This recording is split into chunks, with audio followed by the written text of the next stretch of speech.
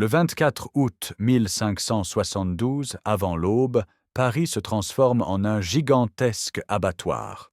Dans la nuit du 23 au 24 août 1572 à Paris, les protestants sont massacrés par les hommes du roi Charles IX. Le jeune roi de 22 ans vient de donner l'ordre le plus sanglant de l'histoire de France. En quelques heures, des milliers d'hommes, de femmes et d'enfants périssent sous les coups de ces soldats. Charles IX n'est pas encore majeur quand il monte sur le trône en 1560, à l'âge de 10 ans seulement. Sa mère, Catherine de Médicis, devient régente. Cette femme florentine, impitoyable et calculatrice, façonne l'esprit du jeune roi. Elle lui apprend que régner, c'est parfois tuer pour survivre. Dès son plus jeune âge, Charles baigne dans un climat de violence religieuse qui déchire la France. Les guerres de religion opposent catholiques et protestants dans un conflit brutal qui ensanglante le royaume depuis des décennies. Le petit roi grandit au cœur de cette tourmente. Il assiste aux conseils royaux où l'on évoque les massacres, les sièges, les assassinats politiques. Catherine lui explique que les protestants, qu'on appelle huguenots, représentent une menace permanente pour la couronne. Elle lui montre les lettres interceptées, les complots découverts, les alliances secrètes avec les ennemis de la France. Charles apprend à voir dans chaque protestant un traître potentiel. Catherine de Médicis manie la manipulation comme un art. Elle fait croire à son fils que les protestants préparent un coup d'État permanent contre lui. Chaque révolte huguenote, chaque résistance religieuse devient dans sa bouche une preuve supplémentaire de leur dangerosité. Elle transforme progressivement Charles en un roi paranoïaque, convaincu que sa survie dépend de l'élimination de ses ennemis. La mère et le fils développent ensemble une méthode de gouvernement basée sur la terreur calculée. Catherine explique à Charles que la clémence est perçue comme de la faiblesse. Elle lui cite des exemples historiques de souverains renversés pour avoir épargné leurs adversaires. Le jeune roi intègre cette leçon. Il commence à voir la violence non comme un mal nécessaire, mais comme un outil de gouvernement légitime. Catherine orchestre autour de Charles une cour où la brutalité devient normale. Les courtisans racontent devant lui des histoires de tortures infligées aux prisonniers protestants. On lui montre les têtes des rebelles exécutés. Le roi s'habitue à ces spectacles. Pire, il commence à les apprécier. Il développe une fascination morbide pour les détails des exécutions, questionnant ses conseillers sur les méthodes d'interrogatoire les plus efficaces. En 1572, Catherine élabore un plan d'une perversité remarquable. Le massacre commença quelques jours après le mariage le 18 août de la sœur du roi Marguerite avec le roi protestant Henri III de Navarre. Elle organise le mariage de sa fille Marguerite avec Henri de Navarre, le leader des protestants français. Officiellement, cette union doit sceller la paix entre les deux confessions. En réalité, Catherine prépare le plus grand piège de l'histoire de France. Les préparatifs du mariage attirent à Paris tous les chefs protestants du royaume. Ils viennent avec leurs familles, leurs conseillers, leurs gardes. Catherine fait dresser des listes précises de tous les invités huguenots. Elle note leurs adresses, leurs habitudes, leurs points faibles. Charles participe activement à cette préparation. Il étudie les plans de Paris, identifie les quartiers où logent les protestants, repère les voies d'évacuation à bloquer. Le roi et sa mère transforment ce qui devrait être une fête de réconciliation en préparatifs militaires. Ils font discrètement venir des soldats supplémentaires à Paris. Catherine recrute des milices catholiques dans les quartiers populaires. Elle promet de l'argent et des récompenses à ceux qui participeront aux opérations spéciales qu'elle prépare. Charles approuve chaque détail de ces préparatifs. Gaspard de Coligny, amiral de France et chef militaire des protestants, devient l'obsession de Charles IX. Cet homme respecté à l'oreille du roi et influence sa politique étrangère. Il pousse Charles à soutenir les rebelles protestants des Pays-Bas contre l'Espagne catholique. Henri de Guise le tient pour responsable de la mort de son père. Cette influence déplaît profondément à Catherine et aux Guises, famille catholique ultra-puissante. Le 22 août 1572, 2 jours après le mariage de sa sœur, Charles donne son accord pour un attentat contre Coligny. Un arquebusier embusqué tire sur l'amiral qui traverse Paris à cheval. La balle lui arrache un doigt et lui brise le bras. Coligny survit, mais il est grièvement blessé. Charles se rend à son chevet avec un visage de circonstance, feignant l'inquiétude et promettant de retrouver les coupables. En réalité, le roi bouillonne de rage. L'attentat a échoué. Pire, Coligny blessé devient un martyr vivant qui rallie tous les protestants de Paris autour de lui. Charles comprend que l'échec de cet assassinat le place dans une position dangereuse. Les Huguenots commencent à soupçonner un complot royal. Ils réclament justice et menacent de quitter Paris immédiatement. Catherine profite de cette situation critique pour convaincre son fils qu'il n'y a plus qu'une solution: éliminer tous les chefs protestants présents à Paris. Elle lui explique que les Huguenots vont maintenant chercher à se venger. Ils connaissent la vérité sur l'attentat et préparent probablement leur propre coup d'État.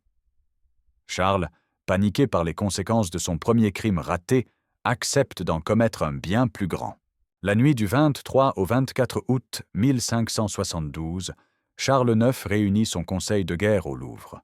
Craignant un soulèvement, Charles IX décide, probablement très influencé par sa mère Catherine de Médicis et ses conseillers, l'élimination des chefs protestants. Il dresse la liste des condamnés. En tête figure Coligny, qu'il faut achever. Puis viennent tous les nobles huguenots présents pour le mariage. Charles exige que l'opération soit menée avec une brutalité exemplaire pour terroriser définitivement les protestants. Le roi distribue personnellement les ordres de mort. Il convoque les capitaines de ses gardes et leur explique où frapper. Chaque chef protestant a été assigné à une équipe de tueurs spécialisés. Charles insiste sur un point: aucun survivant parmi les leaders huguenots. Il faut décapiter entièrement le parti protestant français en une seule nuit. Vers 2 heures du matin, les cloches de Saint-Germain-l'Auxerrois donnent le signal. Charles a choisi cette église parce qu'elle jouxte le Louvre. Il peut ainsi entendre lui-même le début du massacre depuis ses appartements. Les premiers coups de cette nuit sanglante résonnent sous ses fenêtres. Le roi ne dort pas, il attend les rapports de ses capitaines. Coligny fut un des premiers à mourir, le plan d'assassinat original ayant enfin réussi. Les soldats du roi enfoncent la porte de son logis rue de Béthisy. L'amiral, alité à cause de ses blessures, ne peut pas fuir. Les tueurs le transpercent à coups d'épée puis jettent son corps par la fenêtre. Henri de Guise, présent sur les lieux, vérifie personnellement que Coligny est bien mort. Il fait couper la tête de l'amiral et l'envoie au roi comme trophée. Ce qui devait être une opération chirurgicale dégénère rapidement en massacre généralisé. Charles n'a pas prévu que la population parisienne se joindrait spontanément aux tueries. Dès que les bourgeois catholiques comprennent que le roi autorise le meurtre des protestants, ils se ruent dans les rues avec des couteaux, des haches, des barres de fer. Le roi aurait pu arrêter cette escalade, mais il ne le fait pas. Depuis le Louvre, il observe Paris s'embraser. Ses conseillers lui rapportent que les massacres s'étendent à tous les quartiers. On tue maintenant des protestants ordinaires, des familles entières, des enfants. Charles écoute ces rapports sans émotion visible. Il demande seulement qu'on lui confirme la mort de chaque chef huguenot sur sa liste. La violence devient d'une brutalité inouïe. Les tueurs éventrent les femmes enceintes, écrasent les bébés contre les murs, violent les filles avant de les assassiner. Ils jettent les corps dans la Seine qui charrie bientôt des centaines de cadavres. Paris entier sent l'odeur du sang et de la mort. Charles reçoit tous ces détails dans des rapports circonstanciés. Il ne manifeste aucun dégoût, aucun regret. Au contraire, le roi semble découvrir une nouvelle dimension de son pouvoir.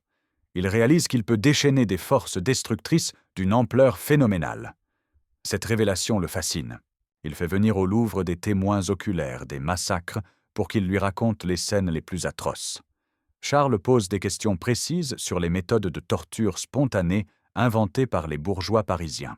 Dans la semaine qui suit, entre 5 000 et 10 000 protestants, hommes, femmes et enfants, sont assassinés dans toute la France. La nouvelle du massacre parisien se répand dans tout le royaume. Les gouverneurs des provinces comprennent le message royal. L'heure de l'extermination des Huguenots a sonné. Charles ne fait rien pour démentir cette interprétation. Au contraire, il envoie des lettres ambiguës qui peuvent être lues comme des encouragements. À Meaux, à Orléans, à Lyon, à Rouen, les massacres reprennent selon le modèle parisien. Les autorités locales organisent des rafles méthodiques. Elles dressent des listes de protestants à éliminer et recrutent des milices catholiques pour les exécuter. Charles reçoit tous les rapports de ces opérations provinciales. Il les lit attentivement et ne donne jamais d'ordre d'arrêt.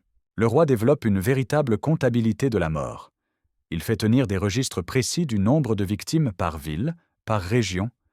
Ces chiffres semblent le rassurer sur l'efficacité de son action. Plus les morts s'accumulent, plus Charles paraît satisfait. Il compare les performances des différentes provinces et félicite les gouverneurs les plus zélés. Certaines villes rivalisent de créativité dans l'horreur. À Toulouse, on brûle vif des protestants après les avoir torturés publiquement. À Bordeaux, on organise des noyades collectives dans la Garonne. Charles demande des rapports détaillés sur ces méthodes d'exécution. Il veut comprendre lesquelles terrorisent le plus efficacement les survivants. Dès le matin du 24 août 1572, Charles IX ordonne l'arrêt immédiat des tueries, mais dépassé par l'acharnement des massacreurs, il ne peut les empêcher. Cette version officielle masque une réalité plus complexe. Charles donne effectivement des ordres d'arrêt, mais de manière purement formelle. Il ne prend aucune mesure concrète pour les faire respecter. Le roi se trouve dans une situation paradoxale.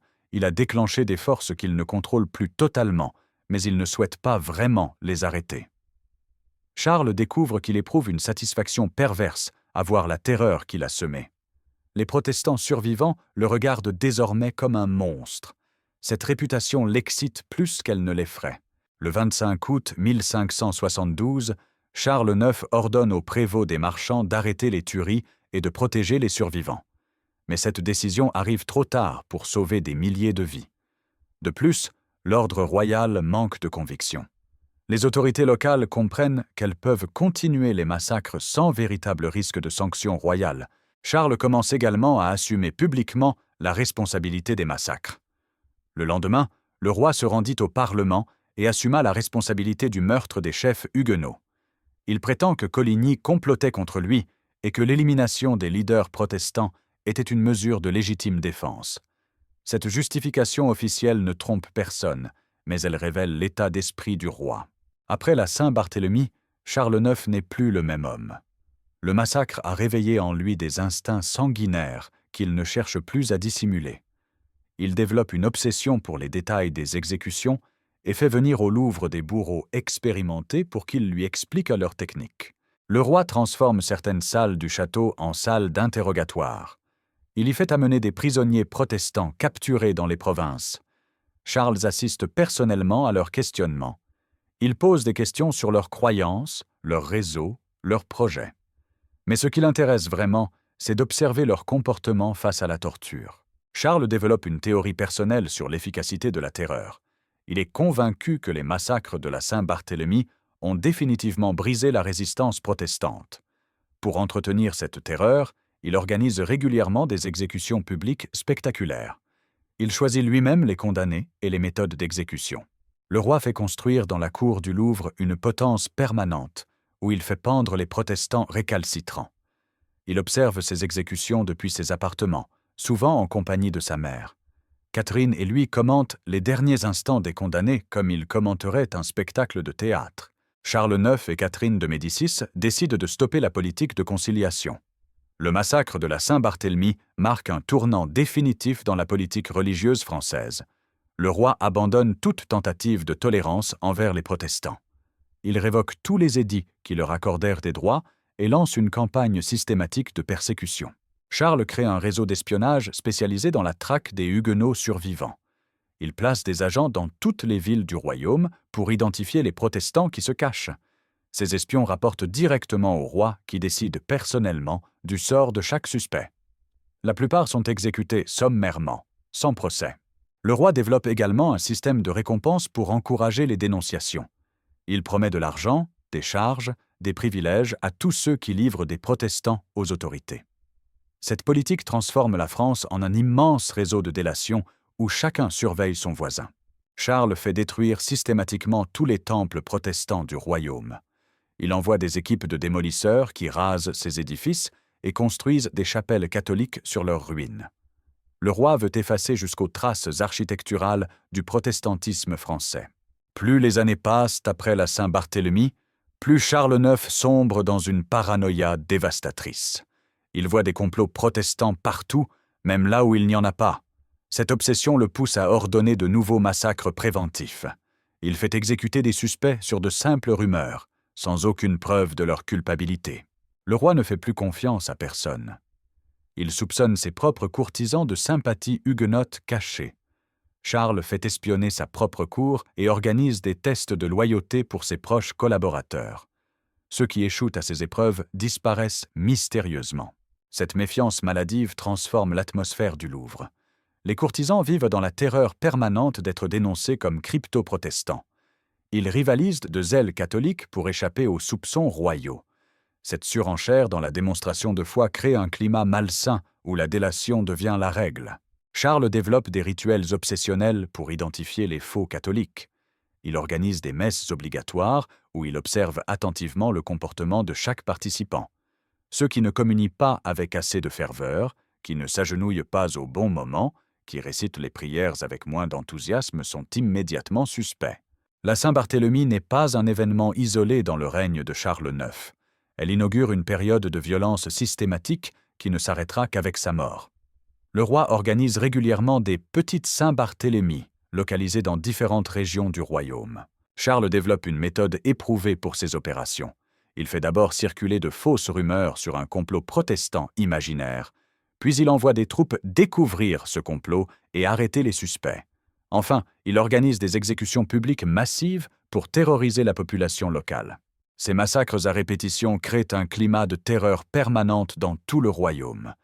Les protestants survivants vivent cachés, changeant constamment d'identité et de résidence. Beaucoup fuient vers l'étranger, vidant la France de ses artisans et commerçants huguenots les plus compétents. Le roi ne se contente pas d'éliminer les protestants. Il s'attaque aussi aux catholiques modérés qu'il soupçonne de mollesse envers l'hérésie. Charles fait surveiller les prêtres qui prônent la clémence, les nobles qui protègent d'anciens serviteurs huguenots, les bourgeois qui continuent à commercer avec des protestants étrangers.